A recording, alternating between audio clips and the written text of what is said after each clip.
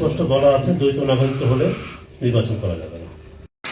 আমাদের পক্ষে তো এই কথার উপর ডিসিশন নেওয়া খুব কঠিন হচ্ছে।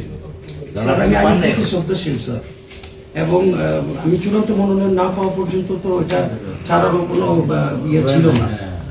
চূড়ান্ত মনোনয়নটা পেয়েই আমি ছেড়ে দিয়েছি। আইনের প্রতি শ্রদ্ধাশীল, এবং যেটা আপনাদের আমাদের নির্বাচনী দলীয় মনোনয়ন পাওয়ার পরে, চূড়ান্ত হওয়ার পরে,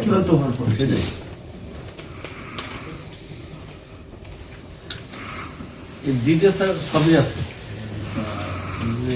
সব করে জমা দিয়ে আসছে, সবই আছে। খালি যে সার্টিফিকেটটা হয়তো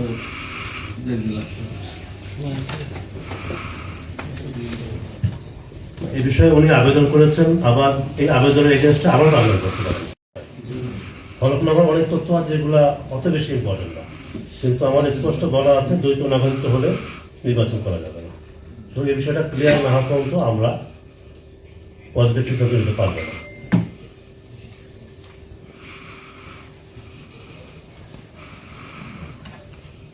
এর প্রেক্ষিতে আমি এটা স্থগিত রাখছি। আমি বিকালের দিকে সিদ্ধান্ত দিব কি বিষয়ে আমি নির্বাচন কমিশন আলাপ করবো, আলাপ করে সিদ্ধান্ত দিব। ধন্যবাদ।